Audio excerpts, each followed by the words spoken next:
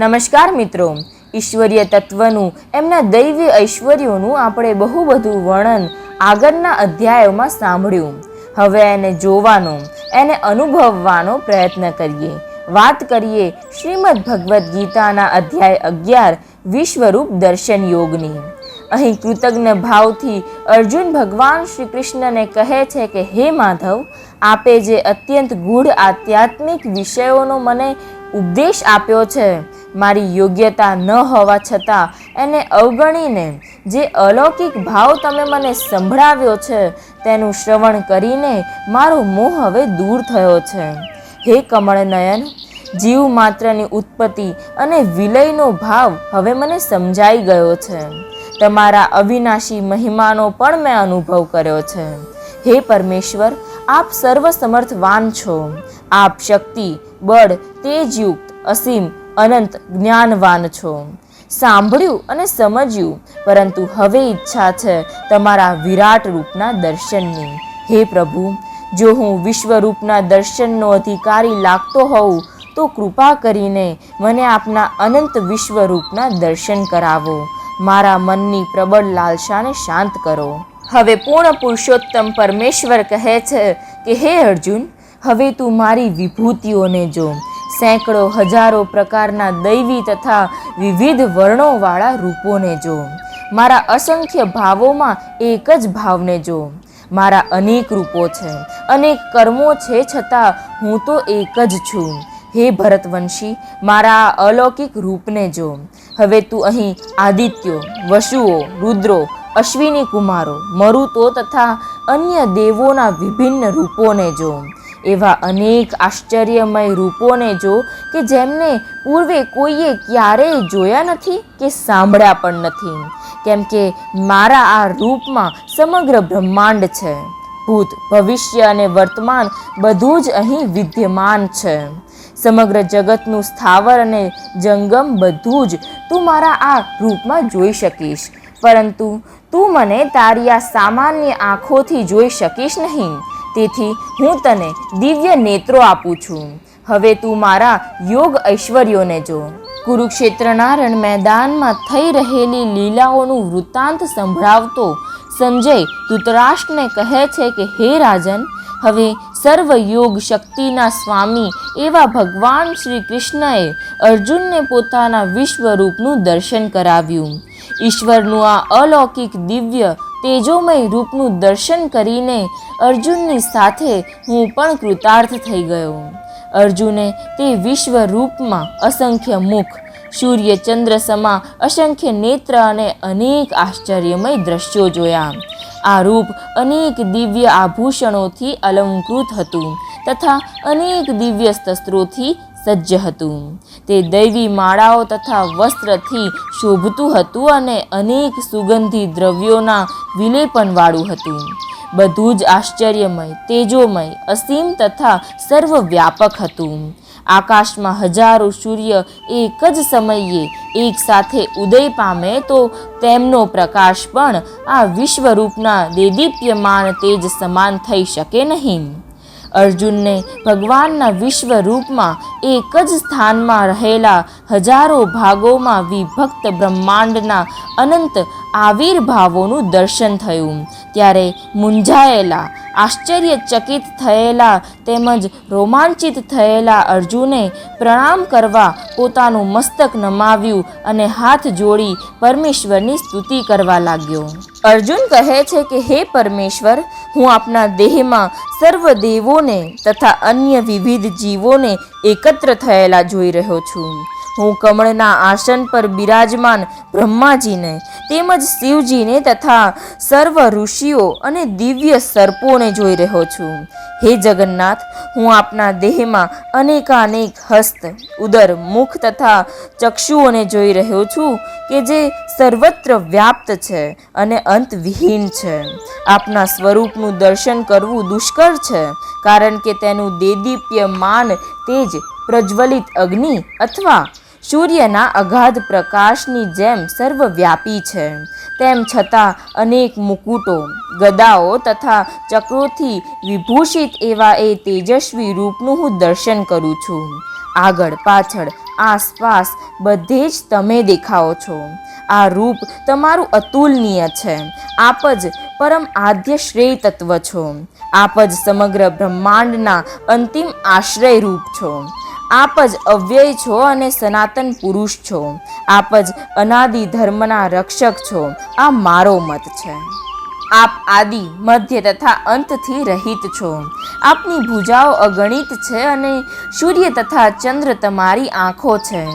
હું આપના મુખમાંથી પ્રજ્વલિત અગ્નિ નીકળતો જોઈ રહ્યો છું, જેનાથી આ સમગ્ર બ્રહ્માંડ તપી રહ્યું છે. આપના આ વિરાટ રૂપથી સર્વે દિશાઓ તેમજ સ્વર્ગ પૃથ્વીની દિશાઓ પણ વ્યાપ્ત છે. આપના આ વિસ્મયજનક તથા ઉગ્ર રૂપને જોઈને સમગ્ર જીવસૃષ્ટિ ભયભીત છે.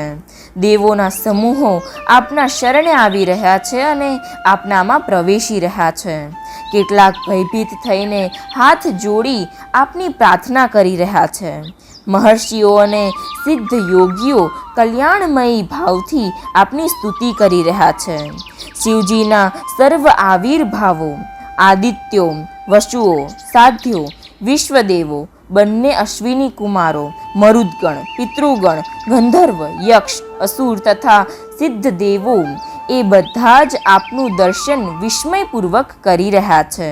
હે મહાબાહુ, આપના અનેક મુખ, નેત્ર, બાહુ, જાંઘો, ચરણ, ઉદર તથા ભયાનક દાંતોવાળા વિરાટ રૂપને જોઈને દેવો સહિત બધા લોક અત્યંત વ્યથિત છે અને એ જ પ્રમાણે હું પણ વ્યાકુળ છું. હે વિષ્ણુ, આપને સ્પર્શતા અનેક તેજસ્વી રંગોથી શોભતા આપને, આપના વિસ્ફારિત મુખોને અને આપના જ્યોતિર્મય નેત્રોને જોતા જ મારું ચિત્ત ભયથી વ્યાકુળ થયું છે. આથી હું મારા ચિત્તના ધૈર્ય કે શાંતિને હવે જાળવી શકું તેમ નથી. હે દેવાધિદેવ, હે વિશ્વના આધાર, હું આપના પ્રલયાગ્નિ સમા મુખોને તથા વિકરાળ દાંતોને જોઈને સંતુલન જાળવી શકતો નથી. દિશા જ્ઞાન પણ હું ખોઈ બેઠો છું. મારી ત્વચા પણ જાણે બળી રહી છે. હે જગન્નાથ, દયા કરો, મારા પર અનુગ્રહ કરો. હું ચારે બાજુથી મૂંઝાઈ ગયો છું.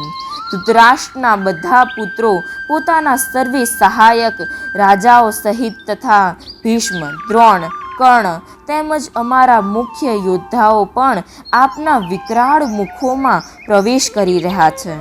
તેમાંના કેટલાકના મસ્તકોને તો હું આપના દાંતોની વચ્ચે ચૂર્ણ થયેલા જોઈ રહ્યો છું. આ કેવી લીલા છે! જે થયું નથી એ પણ હું જોઈ રહ્યો છું. જેવી રીતે નદીઓના નીર સમુદ્રની તરફ દોડે છે, તેવી જ રીતે આ સર્વે મહાન યોદ્ધાઓ પણ આપના પ્રજ્વલિત મુખોમાં પ્રવેશી રહ્યા છે. જેવી રીતે પતંગા પોતાના વિનાશ માટે જ સળગતા અગ્નિમાં કૂદી પડે છે, તેમ હું આ બધા લોકોને પૂરા વેગથી આપના મુખમાં પ્રવેશ કરતા જોઈ રહ્યો છું. હે વિષ્ણુ, હું જોઈ રહ્યો છું કે આપ પ્રજ્વલિત મુખોથી બધી જ દિશાઓના લોકોને ગળી રહ્યા છો. સમગ્ર બ્રહ્માંડને આપના તેજથી આવૃત કરી અતિશય દાહક એવા ભયંકર રૂપે આપ વ્યક્ત થાઓ છો. હે દેવાધિદેવ, આવા ઉગ્ર રૂપધારી આપ કોણ છો તે મને કૃપા કરીને કહો. હું આપને નમસ્કાર કરું છું. આપ મારા પર પ્રસન્ન થાઓ. હું આપના વિશે જાણવા ઈચ્છું છું, કેમ કે આપની આ લીલા, આ ભાવ, આ રહસ્યથી હું બિલકુલ અજાણ છું. હવે ભગવાન કહે છે, એક રૂપ મારું જન્મદાતાનું, એક રૂપ આશ્રયદાતાનું અને આ રૂપ છે મારું મહાકાળનું. જેનો જેનો અંત સમય આવ્યો છે એ બધાનો વિનાશ હવે નક્કી છે. ક્યારે અને કેવી રીતે બધું જ નિશ્ચિત છે. આ મૃત્યુ યોગને તું જાણ. માટે ઉઠ અર્જુન, યુદ્ધ કરવા કટિબદ્ધ થા અને યશ પ્રાપ્ત કર. તારા શત્રુઓને જીતીને સમૃદ્ધ રાજ્યને ભોગવ. મારી યોજના મુજબ તો તેઓ મૃત્યુ પામેલા જ છે. હે સવ્યસાચી, તું તો યુદ્ધમાં નિમિત્ત માત્ર છે. એક પક્ષે વિધ્વંસ છે અને એક પક્ષે સુખ હાથ ફેલાવીને ઊભું છે. આ માયાને જાણ. આ બધું મારા વિરાટ રૂપમાં ઉપસ્થિત છે. એટલે હે અર્જુન, ધર્મની રક્ષા માટે યુદ્ધ કર. જેની મૃત્યુ નજીકના ભવિષ્યમાં નિશ્ચિત છે એને જ તારે મારવાના છે. દ્રોણ, ભીષ્મ, જયદ્રથ, કર્ણ તથા અન્ય મહાન યોદ્ધાઓ પહેલાંથી જ મારા વડે હણાઈ ચૂક્યા છે, માટે તું તેમનો વધ કરવામાં લેશ માત્ર વ્યથિત થઈશ નહીં. આ યુદ્ધમાં તું નિશ્ચિતપણે શત્રુઓને પરાસ્ત કરીશ. હવે સંજયે ધૃતરાષ્ટ્રને કહ્યું કે હે રાજન, પૂર્ણ પુરુષોત્તમ પરમેશ્વરના મુખેથી આ વચનો સાંભળ્યા પછી ધ્રુજી રહેલા અર્જુને તેમને હાથ જોડી વારંવાર નમસ્કાર કર્યા અને ગદગદ કંઠે ભગવાનને આ મુજબ વચનો કહ્યા. અર્જુન કહે છે કે હે ઋષિકેશ, આપના નામના શ્રવણથી જગત હર્ષ પામે છે અને પ્રત્યેક વ્યક્તિ આપના પ્રતિ અનુરક્ત થાય છે. સિદ્ધ પુરુષો આપને નમસ્કાર કરી રહ્યા છે, પરંતુ અસુરો ભયભીત બની ચારે તરફ નાશભાગ કરી રહ્યા છે. હે મહાત્મા, જગતની રચના કરવાવાળા બ્રહ્માનું પણ કારણ તમે જ છો. દેવો અને ઋષિ મુનિઓ પણ તમારાથી જ અસ્તિત્વ ધરાવે છે. એ સૌ પણ નતમસ્તક છે. આપ અસીમ, અવિનાશી, સર્વ કારણોના કારણરૂપ તથા આ ભૌતિક જગતથી પર છો. દ્રશ્ય જગતના અંતિમ આશ્રય સ્થાન છો અને એ આપના દ્વારા જ વ્યાપ્ત છે. આપ જ મુક્તિ અને આપ જ પરમધામ છો. આપ વાયુ છો તથા સર્વોપરી નિયંતા પણ છો. આપ અગ્નિ છો, જળ છો તથા ચંદ્ર પણ છો. આપ પ્રથમ જીવાત્મા બ્રહ્મા છો અને આપ પ્રપિતામહ છો. તેથી આપને કોટી કોટી નમસ્કાર છે, વારંવાર નમસ્કાર છે. આપને સન્મુખથી, પાછળથી અને ચારે બાજુથી નમસ્કાર છે. હે અનંત વીર્ય, આપ જ અપાર પરાક્રમના સ્વામી છો. આપ જ સર્વસ્વ છો. આપને મારા સખા જાણીને અજ્ઞાનવશ મેં આપને હે કૃષ્ણ, હે યાદવ, હે મિત્ર જેવા અવિચારી સંબોધનોથી બોલાવ્યા છે, કેમ કે હું આપની મહિમાથી અજાણ હતો.